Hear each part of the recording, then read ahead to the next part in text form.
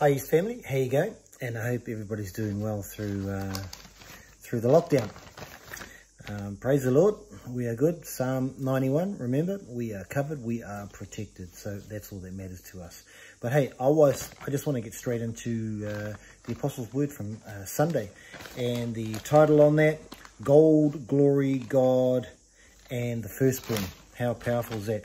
I just want to quickly just mention about the amazing gift that our apostle has, and how you would have pulled out of this week that he actually has gone back over the last 4 weeks, and he continually overlaps as he goes through his messages, so that we still are able to get an understanding of where he's been and why he's adding these building blocks in our apostle, concept upon concept, precept upon precept.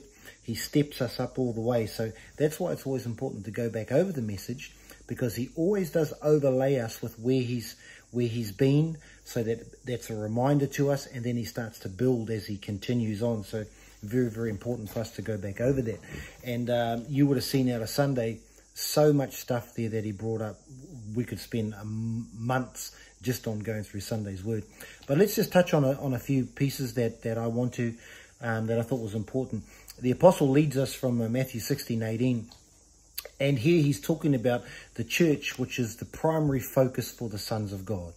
It's the house of God that we're building.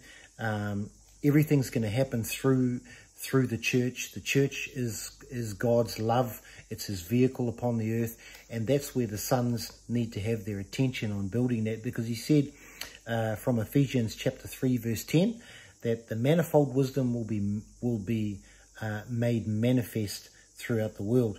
And that word manifold, if you didn't know what it means, you know what a manifold is in a car? It's sort of like one pipe that bridges out to many, and that's what manifold is. It's various, it's many touches, many expressions, and this is going to be revealed through the church. And that is where he's going to reveal his power and authority. It's going to come through the church. And that's why for the sons of God, the church must be first and foremost to us. Another key point there, he said about turning up. Wasn't it amazing? He said, that David defeated Goliath on the fact that firstly he showed up, he turned up. The enemy fell because he showed up. And he was very strong with us that, hey, we need to be found in the house of the Lord every single Sunday.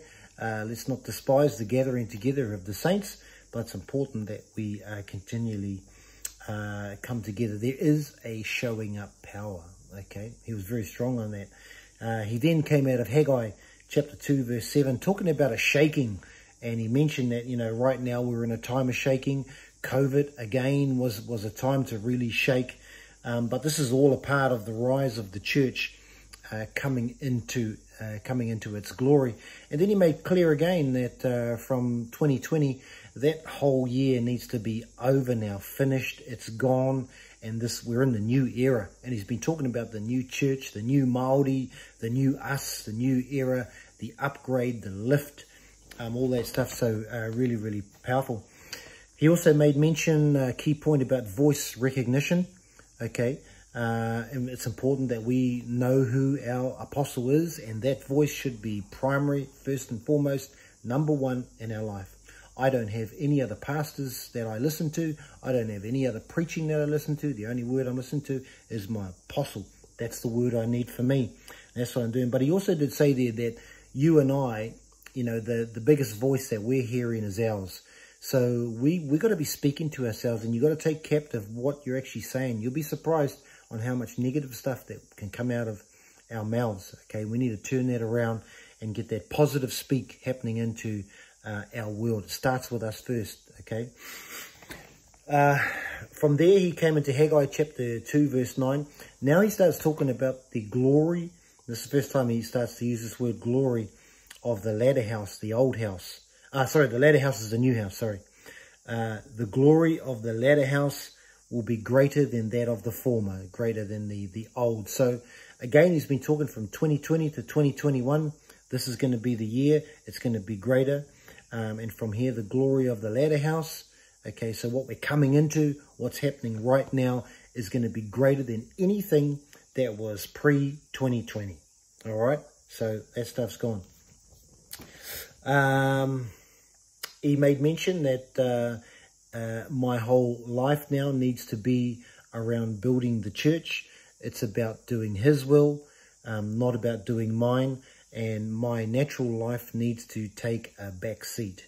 Okay, so very important that we start to push into this whole thing of sonship.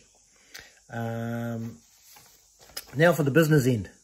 Cool. Even though, hey, that was all business, that was really powerful as, but he started talking about the glory and he started talking about the gold. Okay, so the apostle starts to set this whole thing up by talking about that the church didn't have a name. There was no name to the church. And it wasn't until Hebrews chapter 12, verse 23, when we see the name actually appear, the church of the firstborn. Prior to that, we were called the Way. Christians only came about because that was the best way they could describe us following Christ. Christ ones, you know, those who followed Christ. So prior to that, but there wasn't actually a name, and this was really, really powerful. And the thing was with God is that there couldn't be a name until post-resurrection, because pre-resurrection with the Christ, the church was still fallible. Christ was still fallible. He was still limited. He still could carry, he could still be led astray. The flesh was the flesh. The flesh could still die. It could still be corrupted. So he couldn't name the church because the church would have been fallible. And anybody coming into that church with a certain name, it would have been really fallible. So he waits until after the resurrection and after Christ, the prototype, the firstborn son, because post-resurrection, Christ is in his deity right now. He's the God-man. He's the man-God. He's defeated death, and he's the perfect prototype now, and God is now happy with this prototype, the firstborn son. So he calls his church. This is what the church is going to look like, a whole lot of the firstborn prototype model, not a copy of, the exact same thing. So the great thing about this is that with firstborn status, there automatically comes things with it. There's an attachment with the firstborn status. With the firstborn status is the glory. The glory comes with firstborn status, and with the glory comes a whole lot of attachments to it. And the best way I can describe this to us is when, for example, you become a manager or you go and come into a certain position, there's things that get attached to you. Could be a car, could be a phone, could be more money, could be a whole range of things. But the example is when you reach a certain status or certain place, there's attachments that come to that position. And here's the thing, when we start to come into the position of the firstborn son, get that glory starting to work through us, the automatic attachment that comes to us is the gold, as our apostle said. Gold is attracted to firstborn status. Gold is attracted to the glory. You can't have the glory without gold. Wherever there is glory, there is gold. And apostle showed us that right in the beginning in the Garden of Eden already had the gold in it prior to the Adam actually being there. So you can see there that glory, that gold attaches itself to the glory. Okay, so how great's that to know that, look, the gold is already there. The gold is not the issue here. But that's the main issue for every single human being, is where's the money coming from? We got to do more. We got to do this. We got to start a business. We got to do all this stuff. And all that stuff is really great. But I tell you what, the key for the firstborn sons is to seek the glory, is to seek that firstborn status, is continue to do what we're doing through building the spirit man and getting all those disciplines in and killing the flesh off, like with the fasting and all the stuff that we've been doing. And the more we get rid of that flesh man, the more we're going to see the glory start to come through us. And I tell you what, the gold is already waiting for the glory to be risen up in and through us. We're not a people that seeks after the gold. We're a people that seeks after the glory. And as we seek after the glory, then the gold is going to start to attach itself to it. How awesome that! That is so beautiful. that we don't have to be educated, we don't have to have qualifications, and all that stuff is good. I'm not dissing any of that. It has its place, of course it does. But every single person can have the Christ in them, develop the Christ in them, bring that through, and as the glory starts to start to come out through us, man, gold's going to get attached to it. Powerful. We're in for some awesome seasons. We're also in for some amazing financial change. Just watch. Just keep pushing. Keep doing what we're doing. Here's a couple of action points that I thought would be real good. One of them: never compromise our Sundays. Apostle, never compromise our Sundays. This is all glory raising. This stuff here. This is upgrading. This is glory upgrading. This stuff here. Hey, get into this training stuff that we've been doing. Lots of us fasted this week. Way to go. Awesome. If you didn't, give it a go. Fantastic. Go back over the Apostles' Word. Keep that thing going. Just you'll dig so much more out of that. Meditate on the scriptures. And I tell you what, we've sort of had 3 weeks into this now. In our cards, but 4 or 5 weeks in with this message. Let's push.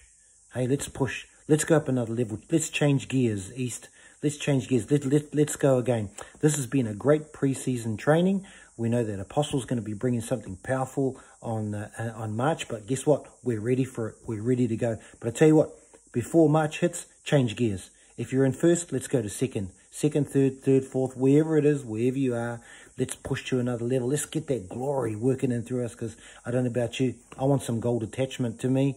I want that stuff to come. It's waiting for me. I just need that glory. So I'm hungry. I'm hungry to get this glory working in me. Whatever it takes, let's push a little bit harder. God bless you, East. I'm looking forward to another word from our apostle this Sunday. It's going to be mean. But tell you what, I'm looking forward to what God's going to do today as well. Okay, mean. Bless you. See you soon.